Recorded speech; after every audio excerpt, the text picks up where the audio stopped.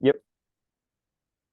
Hey guys, thank you for joining us for another exciting episode of Yomo. This is the Year of Magical Learning podcast, and today we have reflection 223.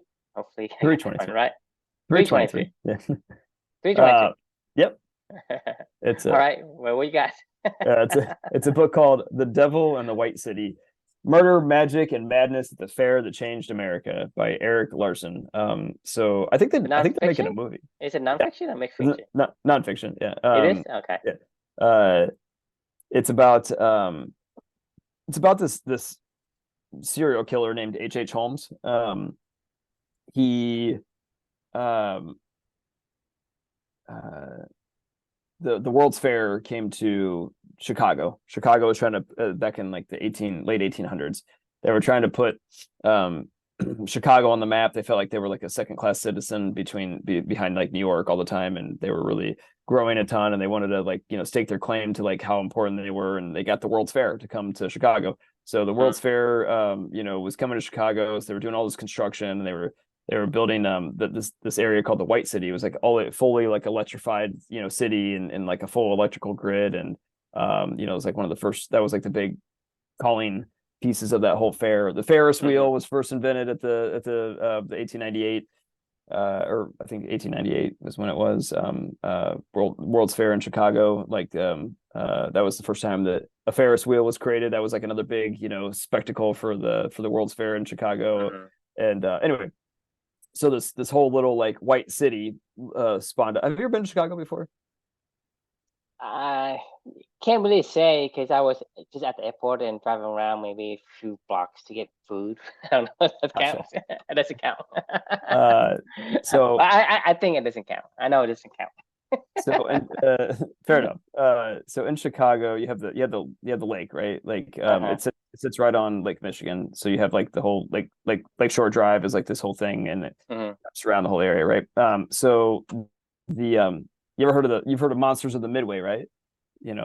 Chicago Bears, Monsters of the Midway is like they're hmm so the World's Fair is actually this area, like back here, I believe, is when so this whole area right here is all like parks. They designed Chicago to be around, and it's all like public parks basically, along the lakeshore. And a lot of these buildings were built for the World's Fair, and they just designed the city as it was growing this way, right? So the Midway was the carnival, the World's Fair carnival. Midway was the first time they termed when you go to a fair, they call it the Midway. Well, Soldier Field, where the Bears play, is like was a big piece of that whole puzzle. And they're the hmm monsters of the Midway. Like they're in the Right, mid right. they're like the Midway goes up to where the Soldier Field goes, right? hmm So that's right on the lakeshore area as well. And anyway, so um, Chicago down here. This is where the World's Fair was, and they literally built a little city down here hmm for the World's Fair, and they called it the White City, right? So when they started to build all this stuff down here, I think it was called Jackson Park was the park that they commandeered. Like this, like basically all these hotels and shit started to build up around that area because they were like, oh my god, a ton of people are going to be coming here, so we're going to build up a lot of hotels.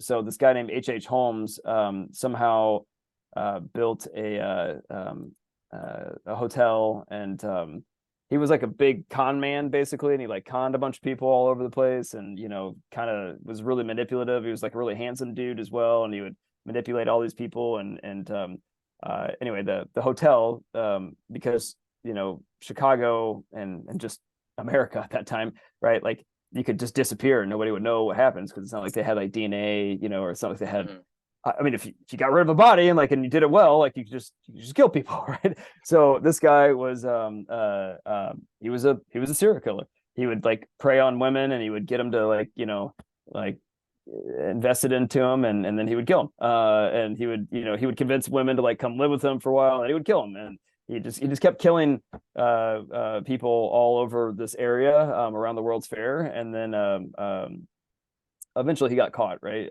But I can't remember exactly. This whole book is about the story of H. Holmes and his it's like it's about the World's Fair in Chicago, and it's about Chicago at that time, as well as him and how he fits into this whole devil in the white city. He is the devil in the white city, right? Like he was just, you know, preying on people that were coming for the World's Fair and killing people, and he had a crematory in his basement of the hotel where he would just like burn the bodies and stuff like that down there. And, you know, anyway, he was a psychopath. And he was like a very like con artisty psychopath. Like he could get people to like, he could like just pull people in, you know, with his charisma, and like, and then, you know, he would kill them. Like then he would just keep going. So this reflection for me was about the little voice inside of us all, right? I think you obviously know what I'm talking about. You know that little voice, like when you do something totally dumb, like, you know, like you're just like, what the fuck should you just do, True? You know what I mean? Like, what are you thinking? Like, that was dumb. Like, you're an asshole, you know, like I gave the example of this, of like talking shit behind one of your best friend's back, you know, to another friend of yours. And you're like, you get done with the conversation and you're like, why'd I do that? Like, you know, like in your head, you're going, that was really mean. Like, they're a really good person. And like, I don't want to talk shit to them, you know? And then you're like, fuck it. Just, all right, I'm sorry, move on, you know, get it out of your head. All of a sudden you're like eating lunch a little bit later and you're like, Chris, you're a dick.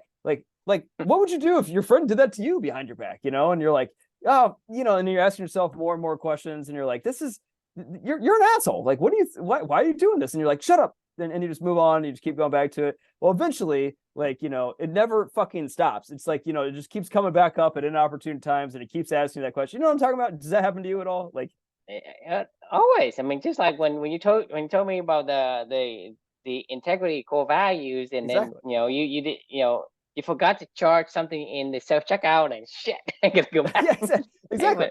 Like, and somebody gives you, like, you know, more change than they're supposed to, like, you gotta go back to it, because you can't.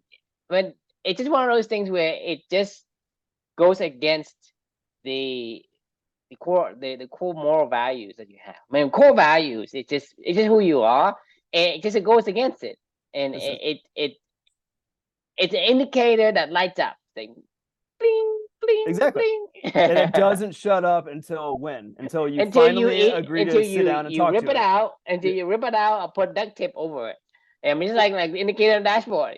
There's just three things you can do to it. You can just talk to it, and you can address the problem.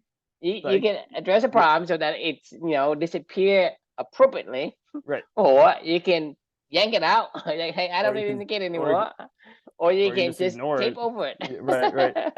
So that's the thing, is like, that's where I'm going with this whole reflection, right? So for me these days, the only way to shut that voice up ever, and that, because it doesn't stop, the only way to shut it up is to go, okay, you know what? You keep asking questions, and you keep bringing this to my attention. Like, I'm going to sit down and I'm going to give you my attention, you know? So we're going to talk through it. We're going to figure out, okay, what did I violate in that was wrong, you know, inside of me, like, you know, that is making you bring this to my attention so much, right? And then we have this conversation, we write it down, we talk about it, whatever. I don't really care. You meditate on it. I don't give a shit. But the point is you have to give it your attention in order for it to go away. Once you do, and you come to a conclusion of, okay, you're right, that was a shitty thing to do, I promise I won't do this again. This isn't the person I want to be. I appreciate you for bringing that to my attention. I will do this to try to make up for that. And then we'll move on, right? You know, like, and then that's the good way to do it, right? The bad way to do it would be like an H.H. Holmes, right? I can't even imagine like how much time and effort must go into shutting that voice up, you know, when you're doing all these things. Like, you know, the first time you kill somebody, like, oh my God. Why a lot of psychopaths are schizo, just because that's naturally schizo. They have two voices. It's conflicting himself. Fair enough. I mean, well, I think we all have multiple voices in our head. I think like they must have. But they're more so because they are telling the other voices shut up. Right? Like just blocking it, killing it. They keep arguing with this voice inside their head, right? And they keep, you know. So if you want a real sociopath, they're gonna have those moments where they're conflicting with themselves, because until the voice inside of themselves is completely wiped out and killed by this other personality, they always will have the internal conflict, right? Sometimes they will sit there and ponder. Sometimes they would yell for no reason because they're yelling at that voice inside. Right? Because, hey, why are you bothering me? Why are you pestering me about this, right? this is what I want. You need to blah blah blah, get with the program, blah blah. So that voice will always. I think that voice is your natural person that you I agree. come with for some It's your moral reason. compass. You have crosswire in a right. way, and then you take on a new personality, and this new personality has somehow overtaken your personal persona naturally. Yep. Your I mean, natural persona. you don't have it. It's like if you were a beaver and you told yourself you're not a beaver, you're an eagle, and you shut the fuck up, beaver. And every single time you're like, no. Like we need to do beaver activities, and you're like, Yeah, we need to go to the water. Then shut up. Whatever you want it for. like yeah, like actually, I think that They say, hey, you can't fly. Shut up. I can fly. That's exactly what I think I never thought of it that way, of like a schizo, basically is literally trying to trump their inner voice, right? They're literally Yes. trying to take another voice to trump their inner voice, right? I think we all have that same voice, right? It's just that most people listen to it and they're like, okay, you're right. Like, or they at least try to ignore it, like, but they don't usurp it. They don't replace it. Like, you know what I mean? Like, they don't fully change it. Like, you have to, if you're gonna be, that's the only way I can imagine you become somebody like an H.H. Holmes, right? Like, I just can't fathom that voice would be going off in my head all day long, and I would be like, I can't fight this anymore. Like, I can't do this. Like I can't bring myself to go to that level, because I get offended when I get mad at my own self, or myself gets mad at me, when I do something stupid as talk shit about a friend or whatever, or accidentally steal something from a grocery store. That's something in inside of your moral compass, your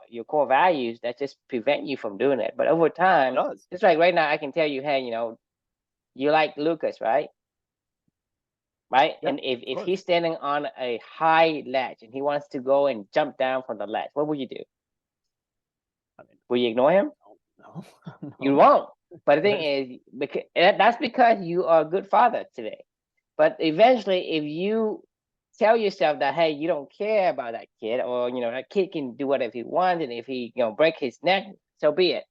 Eventually, you become this bad father, right? You can be a bad father. But I'm saying is, you as a person naturally is a good father, because that's who we are as this human species, right? And so you have that moral compass already. But eventually, in order to become a bad father, it's like, okay, I have this wonderful kid, and I adored him, and then suddenly something happens to you, maybe at work when you're overcast or overworked or whatever, and then you're so tired, and then you mix it in with alcohol and drugs, and then you're jaded by your feelings, and then your kid is sitting on a ledge somewhere, and he was trying to jump down onto some kind of rocks, right?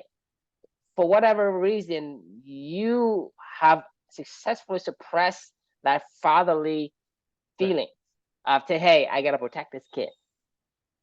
So that's how it happens. It's because you have a circumstances that where it's right enough to suppress the natural inclination to become that, for that person to act.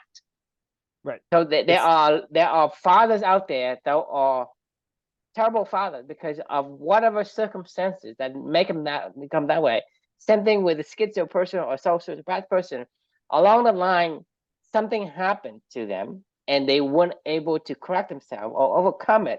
Then they succumb, not overcome, but succumb to the other personality where they become distinct. Just like we're talking about, like the hero versus the villain, right?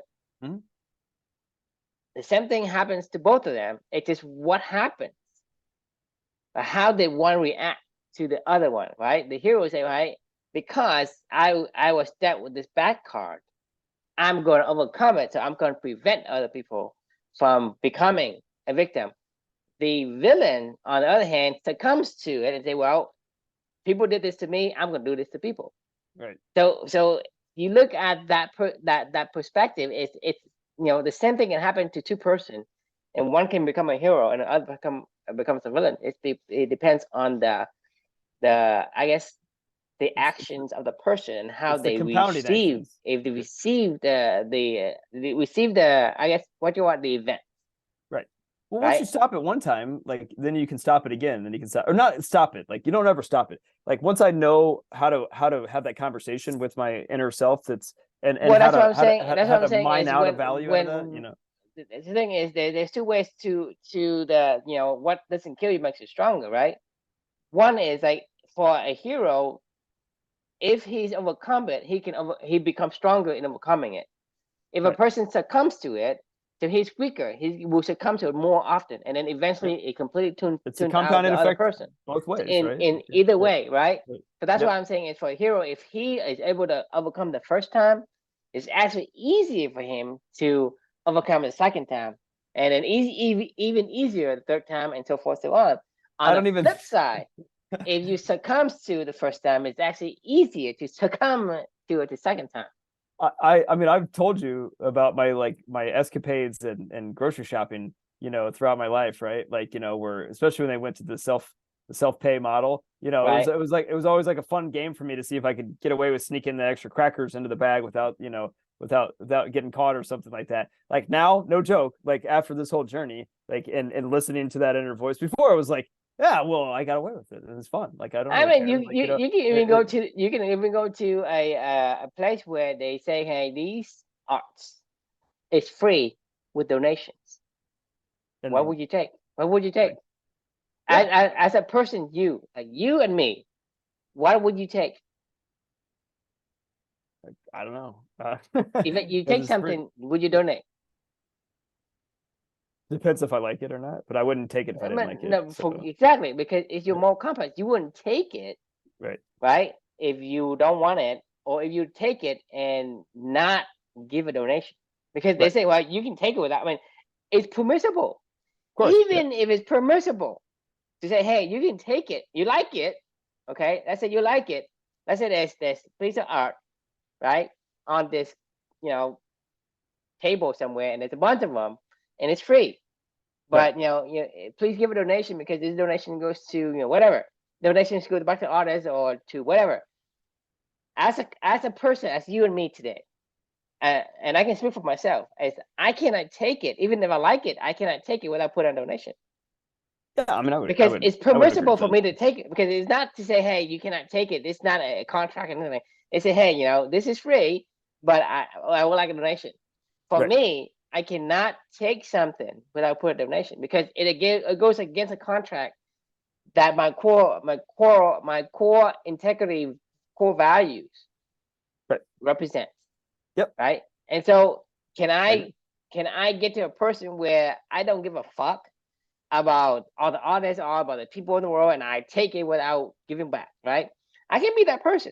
But Yep. only if somebody, or like, let's say I get scammed like so many times. And the thing is, I get scammed before. But the thing is, the way that I see myself is there are a lot of scammers out there, but I'm not gonna let the majority of scammers gonna change me into a person that will not help the minority of the people who actually need them. Right. So I say, well, scare me I agree. away. I'm going to help because eventually I'm going to find somebody. Let's say 8 out of 10, right?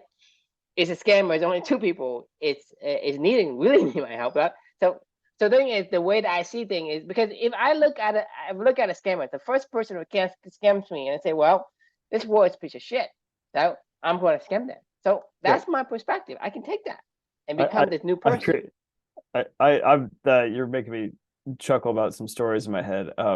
That did I tell you about that time a couple years ago when I tried to buy my tennis ball machine, the Yes. slinger bag, and I went Mm-hmm. on and I went on Facebook Marketplace and I was like, Mm-hmm. oh man, it was normally like $8.99, I think is Mm-hmm. the price, and somebody had it on sale for like $2.99. I was like, oh fuck yeah. It's like they said it's like brand new. They just didn't ever use it. They're moving out of their apartment or whatever it was. And I was like, this is a great deal. And like, here you go, hit buy, and they're like, oh great, send me payment, I'll ship it out to you. And I was like, you got it, what do you want me to send it to you? And they're like, Venmo works, and I'm like, okay, all right, here.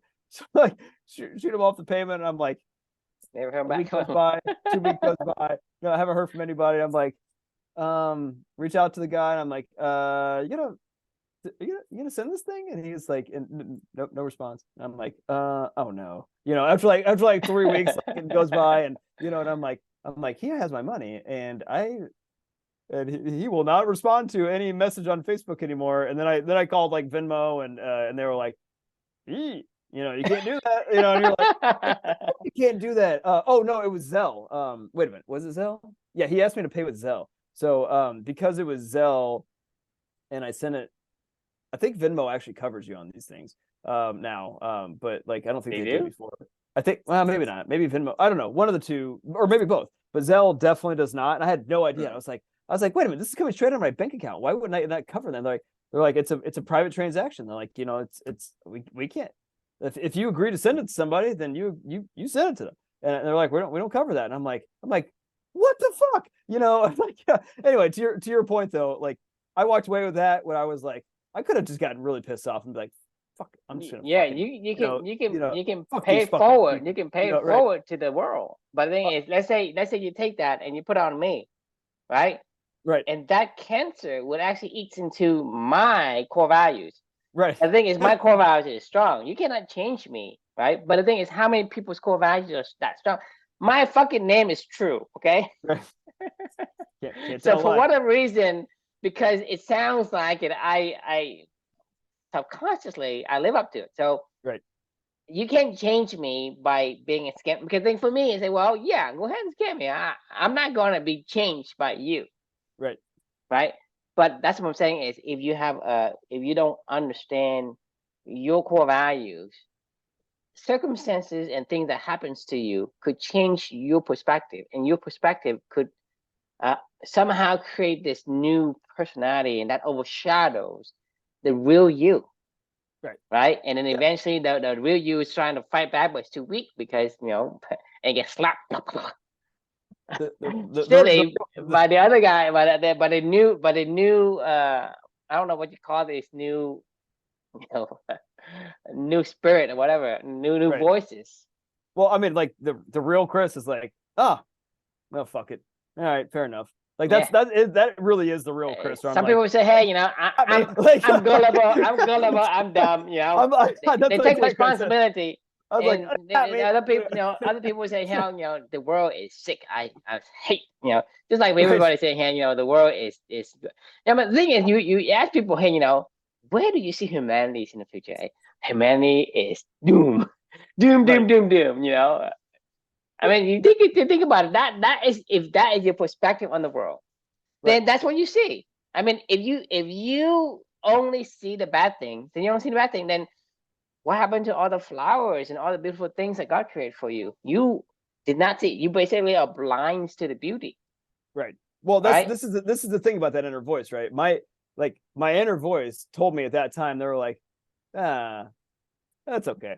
like really, that's what my inner voice said, and I was like, yeah, you're right, it's fine. Like it didn't hurt anything. It didn't violate anybody. I was like, if anything, touche. You know, that was. I mean, the thing is, I mean, why? The thing, to me, this is the thing is, why would you get so worked up on something that doesn't go your way? And say, well, it happened. You know, you learn your lesson. The next time, I can tell you be why. careful. You know how long it took me to push buy for that slinger bag? You know how long it took? It took me, it was like a year and a half in the making. I've gone to that website so many different times. This is an evolution of this journey, right? Where now these days, like if I values, my rule is if it aligns to my values, I don't even think twice about purchasing the purchase, because I know that I will get a ton of use out of it. And it will enhance the value. It's knowing the value. You know the value of the thing that brings you. It's like, hey, you know, for me, it's like, you know, people spend money on cars, right? Unless you travel all the time, fucking go buy a bed, because you spend most of your time on a bed, right? That's true.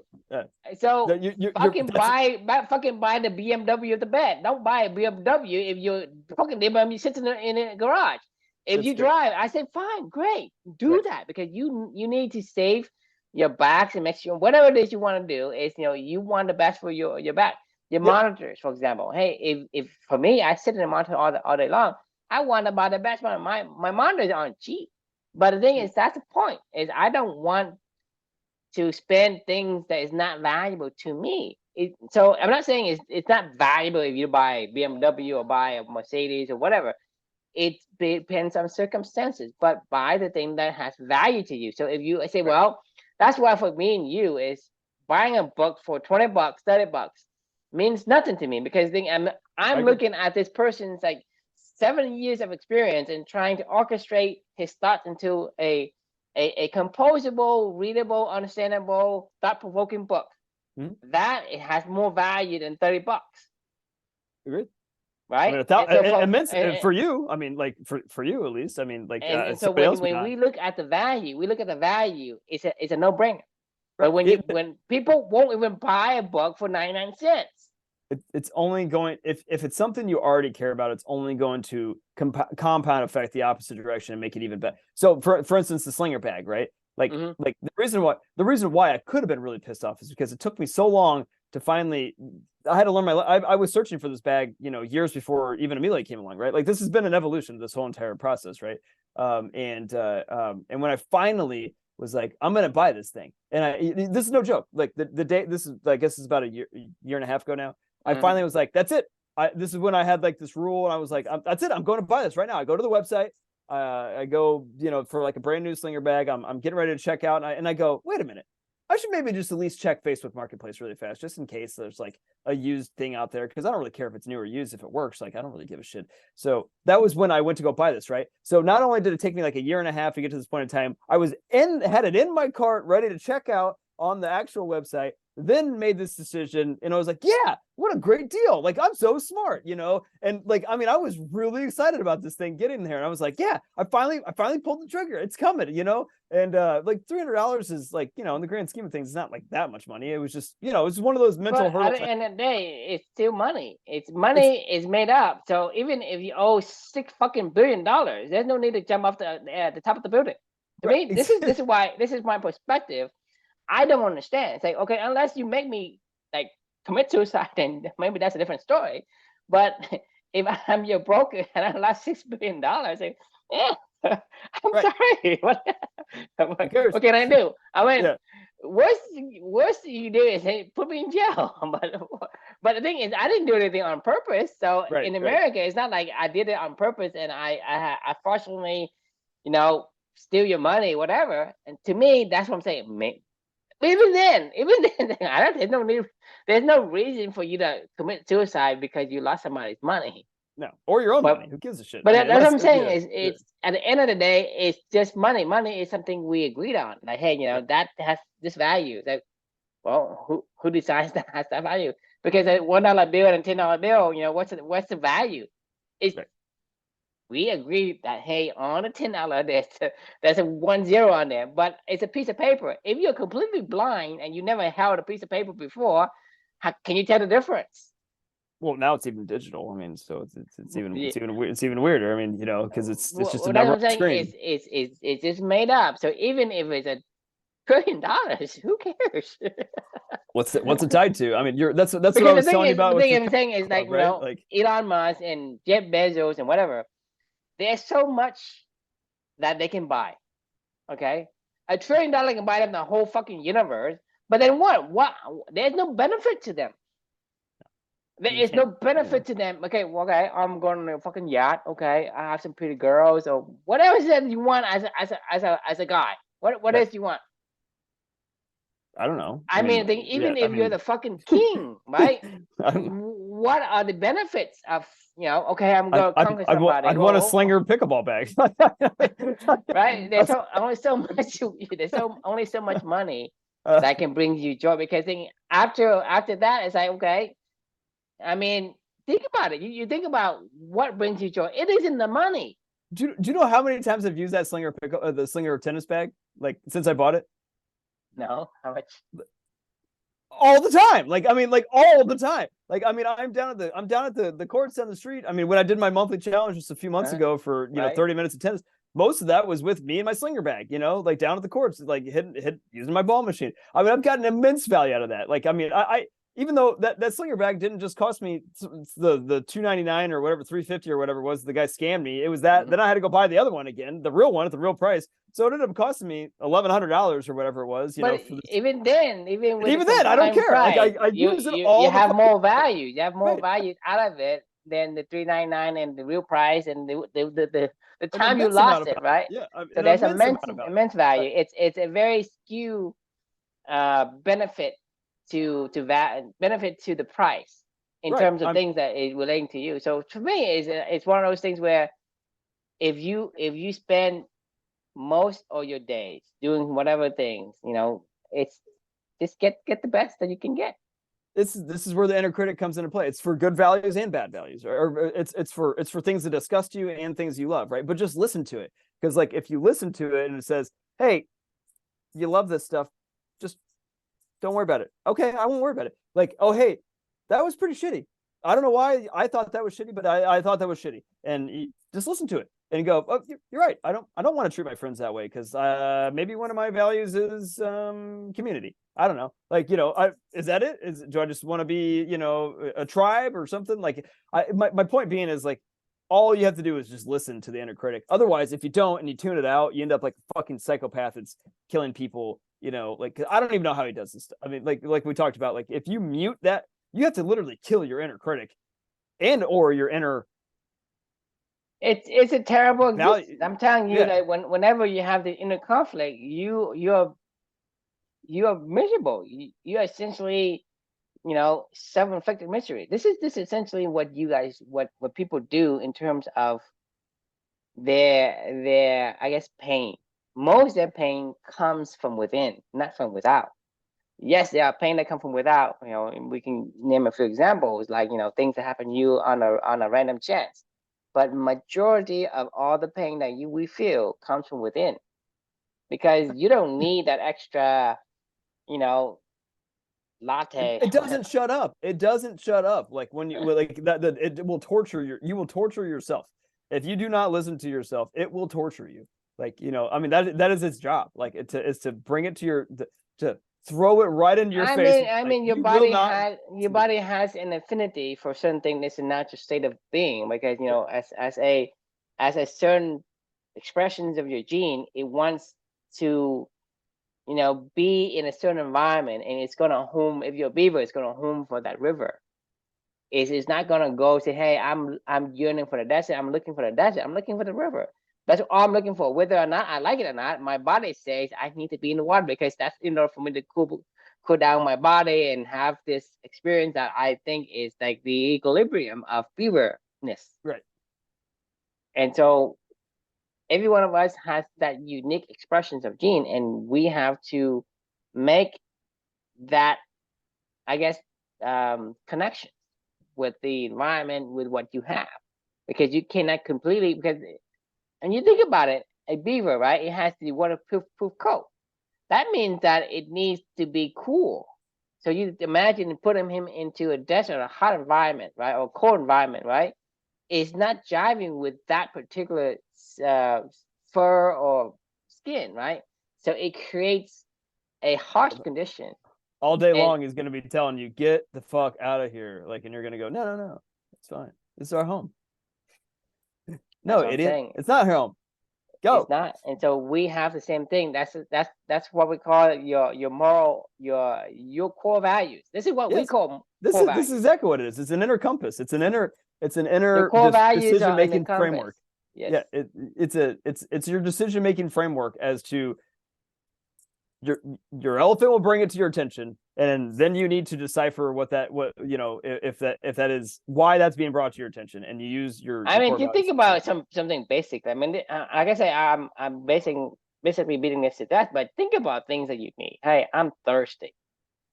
I'm thirsty. It tells you you're thirsty, and you're like, okay. I'm gonna. I agree. So imagine if you're thirsty and you ignore you're thirsty. How do you feel? You feel great. You feel great, right? No, you don't feel great. You feel miserable. Right? I'm hungry. Well, ignore it. You ignore it. Yep. Okay, I'm hungry, and now I'm going to eat a bunch of dirt. Right? You think about. You think about just it's very basic stuff. That's what I'm saying is you're hungry, but you're hungry for something, right? As a human wants to eat that is, healthy and beneficial for that person to, regain energy. So you think about things like, hey, your body needs something. You got to give it what it needs. That's what I'm saying is, and if you don't, let's say I'm thirsty. Well, your voice say I'm thirsty. Hey, I'm thirsty. Go get some water. Go get some water. Go get some water. Go get some water. Right. So the inner critic is exactly that. There's no magic. I'm not giving you any voodoo here. Okay. Don't say, hey, what? I don't hear no fucking voice. No, you're hungry. Well, and someone told you hungry. Well, how do you know you're hungry? Because you listen, because you told yourself.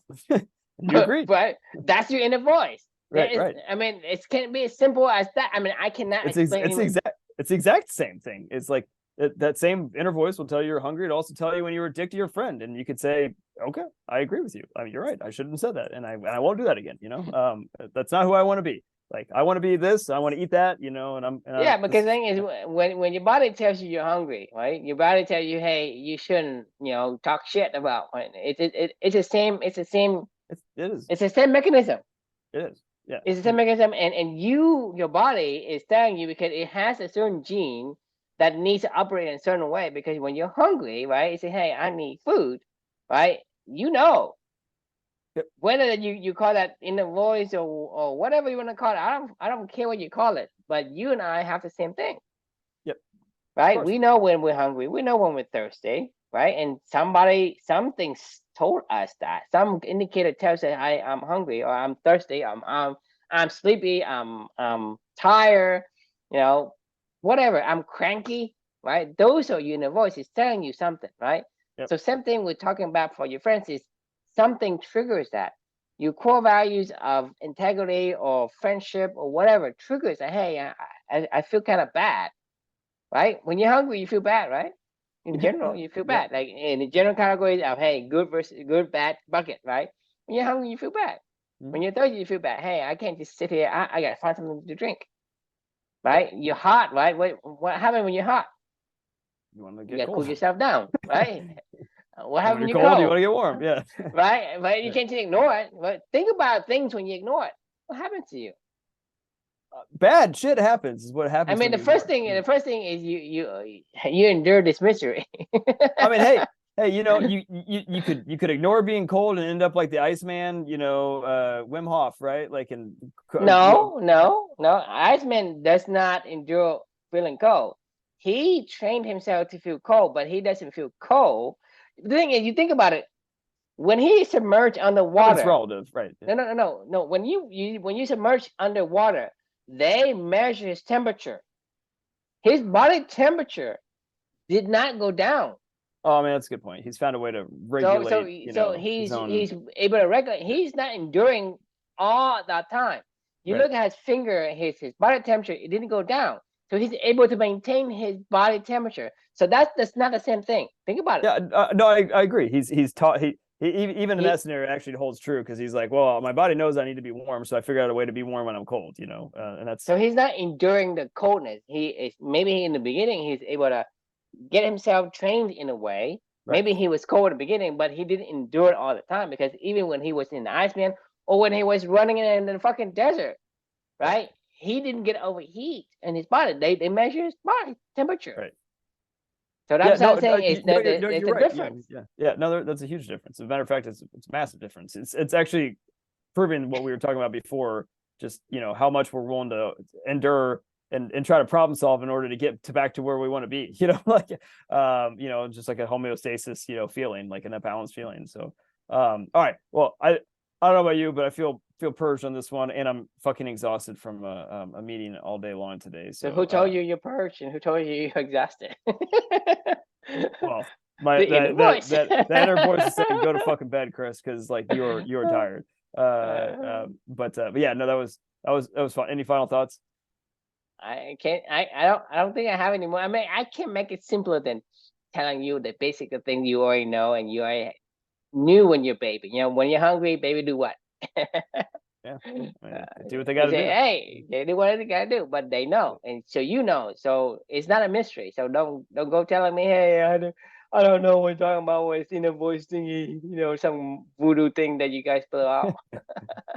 100%. I mean, everybody's got it. Just listen. That's all you got to do. All right. Well, thanks for joining, and we will leave you with the question of: are you listening to your inner critic? And if not, then you're. It's not subtle. My thing is the inner critic. It's not subtle. No. Like I'm saying, if you're hungry, it's not subtle. It's tell you I am hungry. No, it won't leave you alone, man. Like it won't. You're bawling and saying, "Wow, I'm so hungry." Yeah, I mean, it does not leave you alone. It is until you address it, it will not leave you alone. It's your ability to recognize it, because you refuse to recognize it, but it's not subtle. You know, when you went out with that extra piece of grocery, it's like I mean, I mean, it I think about it like over and over. You know, like hell, I told you with the damn it, you're gonna loop me back into this. But I told you like that one time when I thought I maybe called a ball in or out that was in, and like I couldn't like I mean I was you like probably despondent can't for sleep. I mean it was awful feeling. Like I'm like, why did I do that? Like what I mean I could have just who cares? Like it wasn't you know what I mean? Like these are the Even things the result isn't important. even the It makes a result didn't big matter. deal You out know, of I it. don't care. Like I didn't care about the result. Like it never mattered to me. I don't know. Like I mean, it's like Jesus. Like you know, that's not who I want to be. Anyway, all right, that's it. Yeah. We got to go. All Wrap it right, have up. a good night, everyone, and we will see you tomorrow. Sounds good. See you.